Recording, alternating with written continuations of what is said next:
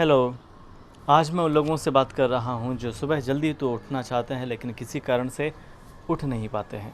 लोग कोशिश तो बहुत करते हैं कि सुबह जल्दी उठ पाएँ, इसके लिए अलार्म भर के रखते हैं, एक नहीं दो-दो अलार्म भर के रखते हैं।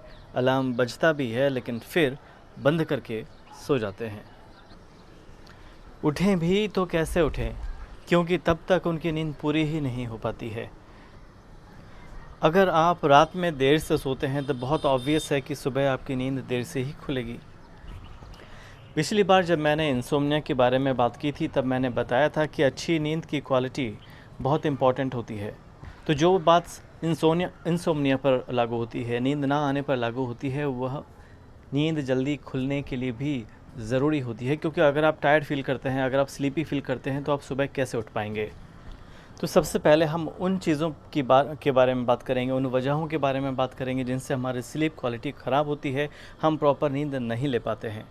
इनमें पहला कारण होता है कि आप देर से जाते हैं सोने के लिए। अगर आप देर से सोने के लिए जाते हैं तो आपका जो स्लीप पैटर्न हो जाता है, आपका बॉडी की रिदम होती है वो इस तरह की हो जाती है कि आप जो सोने का टाइम है उसका आप सही उपयोग नहीं कर पाते, उसका भरपूर यूज़ नहीं कर पाते। इसके लिए आपको सही समय पर सोने जाना ज़रूरी होता है। क्योंकि हमारे बॉडी की एक रिदम होती है, हमारे सोने का एक समय होता है जो नेचर के अकॉर्डिंग चलता है, जो नेचर के हिसाब से सबसे अच्छा समय होता है। वैसे ही हमारे जागने का एक समय होता है जो नेचर के हिसाब से नेचर से की रिदम से मेल खाता है। और वह जो समय होता है उसे हम ब्रह्म मुहूर्त कहते हैं। ब्रह्म मुहूर्त के अपने अलग फ़ायदे होते हैं स्पिरिचुअली भी, और अगर हम कुछ लर्न करना चाहते हैं, अगर हम अपने दिमाग को शार्प रखना चाहते हैं, अगर हम अपनी अलर्टनेस को, अवेयरनेस को हाई रखना चाहते हैं तो हमें ब्रह्म मुहूर्त पर जागना चाहिए। ब्रह्म मुहूर्त काफ़ी अर्ली होता है आज की यंग जनरेशन के लिए जागने के लिए। तो मैं ये नहीं कहता कि आप ब्रह्म मुहूर्त पर जागें, लेकिन आप 7 बजे के आसपास, 6 बजे के आसपास आप बहुत अच्छी तरह से आराम से जाग सकते हैं। इसमें कोई प्रॉब्लम आपको नहीं होना चाहिए। दूसरी महत्वपूर्ण बात आती है आपके स्लीपिंग आवर्स। अगर आप रात में 12 बजे सोते हैं और सुबह आप उम्मीद करते हैं कि आप 6 बजे उठ जाएँ, तो आप सिर्फ 6 घंटे की नींद ले रहे हैं, जो कि आपके लिए पर्याप्त नहीं है। और 6 घंटे में जब आप अपने आप को अनेबल फ़ील करते हैं उठने के लिए, तब आप कंप्लेन करते हैं, जो कि कहीं से भी रीज़नेबल नहीं है। तो सबसे पहले आप ये चीज़ को ध्यान दें कि आपके लिए कितने स्लीपिंग आवर्स ज़रूरी हैं। Generally science tells us that 6 to 8 hours are important for us to get proper relaxation. लेकिन ये वेरी करता है पर्सन टू पर्सन। अगर आप बहुत फिज़िकल और मेंटल एक्सरसाइज करते हैं, एक्सर्शन करते हैं, अपने आप को एक्सर्ट कर देते हैं, अपने आप को थका देते हैं दिन में, तो आपके लिए 8 घंटे तक सोना अच्छा है। लेकिन अगर आप उतने एक्टिव नहीं हैं दिन में, फिर भी आप 8 घंटे सोते हैं, तो मे बी शायद आपके लिए ज़्यादा हो। अगर आप कम सोते हैं तो भी आप दिन में स्लीपी फील करेंगे। अगर आप ज़्यादा सोते हैं तो भी आप टायर्ड महसूस करेंगे। इसलिए आपके लिए ज़रूरी है कि आप उस चीज़ को फाइंड आउट करें, आपके लिए सही स्लीपिंग आवर्स कितने हैं। ऑन एन एवरेज मैंने पाया है कि 7 घंटे अच्छे रहते हैं। कम से कम हमें 7 घंटे तो सोना ही चाहिए। उसके बाद आपके दिन की नींद भी आती है, दिन का नैप आता है। अगर आप दिन में भी सोते हैं, आप दिन में 15 मिनट से लेकर 1 घंटे 2 घंटे तक सोते हैं, तो आपको उसी के हिसाब से, उसी अकॉर्डिंग अपना स्लीपिंग आवर्स एडजस्ट करने होंगे रात के लिए। तो आप ध्यान रखें, दिन और रात दोनों का आप टोटल स्लीप मिलाकर 7 या मैक्सिमम 8 घंटे से ज़्यादा नहीं होना चाहिए।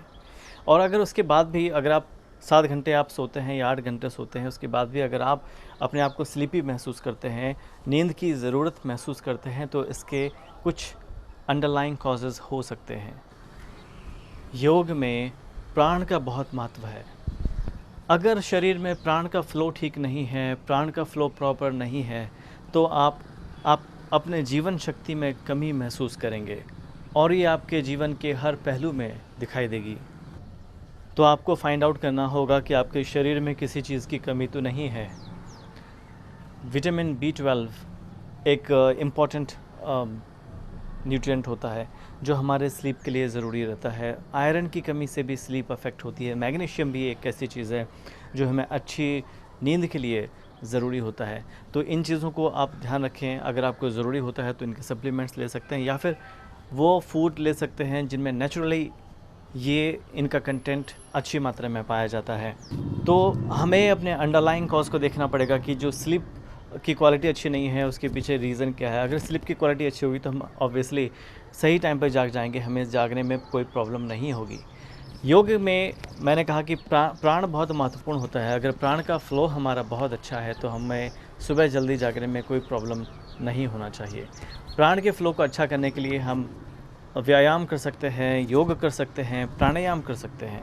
प्राणायाम तो सीधे सीधे प्राण से जुड़ा होता है। अगर आप प्राणायाम करते हैं तो यकीन मानिए आपके स्लीपिंग आवर्स कम हो जाएंगे। अगर आप 8, साढ़े 8, कुछ लोग तो 9 घंटे भी सोते हैं, अगर आप इतना सोते हैं तो आप देखिएगा कि बहुत जल्दी आपका स्लीपिंग आवर 1 घंटा कम हो जाएगा। इसमें आपको बिल्कुल प्रॉब्लम नहीं जाएगी और आपको कोई बहुत एफ़र्ट भी नहीं करना पड़ेगा। सिर्फ आप प्राणायाम करेंगे और आप देखेंगे कि आप बहुत आराम से सुबह जल्दी उठ पा रहे हैं। ये प्राणायाम का मैजिक है। तो आप करके देखें and then let me know कि आपको कितना हेल्प हुआ इससे। प्राणायाम के अलावा एक और चीज़ मैं रिमाइंड कराना चाहता हूँ जो मैंने इंसोम्निया के वक्त बोली थी कि आपके जब आप सोते हैं तो आपकी लाइट में, आपके रूम में कोई लाइट नहीं जलना चाहिए, अंधेरा होना चाहिए, क्योंकि हमारी बॉडी जब सोने के लिए तैयार रहती है तब सिग्नल लेती है एनवायरनमेंट से और उसको जो सिग्नल चाहिए वो है अंधेरे का सिग्नल। तो हमारे पास कोई मोबाइल आप चार्ज पर मत लगाइए, कोई लैंप इस तरह का मत जलाइए जिससे थोड़ा ब्राइट लाइट आती है। स्पेशली वाइट लाइट नहीं होना चाहिए। येलो लाइट फिर भी चल जाएगी, डिम लाइट चल जाएगी, हल्की से ऑरेंज या रेड लाइट भी चल जाएगी, लेकिन कूल लाइट, वाइट या ब्लू लाइट मत यूज़ करें। तो आप देखेंगे आपका स्लीप क्वालिटी में काफ़ी इम्प्रूवमेंट होगा। रही बात प्राणायाम की, कौन से प्राणायाम आपको करना चाहेंगे तो मैं करने होंगे तो मैं आपको 2-3 प्राणायाम बता देता हूँ। आप लॉन्ग डीप ब्रीदिंग करें, लंबी गहरी सांस लें, लंबी गहरी सांस छोड़ें, भस्त्रिका करें, कपालभाति करें और अनुलोम विलोम प्राणायाम करें। सिर्फ इतना प्राणायाम करने से ही आप देखेंगे कि आपकी स्लीप क्वालिटी इम्प्रूव हो जाएगी, आप सुबह जल्दी उठ पाएंगे। और सिर्फ इतना ही नहीं, आपका पूरा दिन भर आप देखेंगे कि आप ज़्यादा प्रोडक्टिविटी से काम कर पाएंगे, आपकी अलर्टनेस काफ़ी अच्छी रहेगी, आपकी ग्रेस्पिंग पावर बढ़ जाएगी। तो मुझे उम्मीद है कि आप इससे बेनिफिट लेंगे। नेक्स्ट टाइम मैं आपको कुछ योग के बारे में कुछ और बताऊंगा, स्पेशली फॉर स्टूडेंट्स, उनकी मेमोरी बढ़ाने के लिए, अलर्टनेस और अवेयरनेस बढ़ाने के लिए किस तरह से हम योग की टीचिंग्स को अपने लाइफ में इम्प्लीमेंट कर सकते हैं। तो आज सुनने के लिए धन्यवाद। मैं आपसे यहीं पर विदा लेता हूँ। नमस्ते, सी यू लेटर।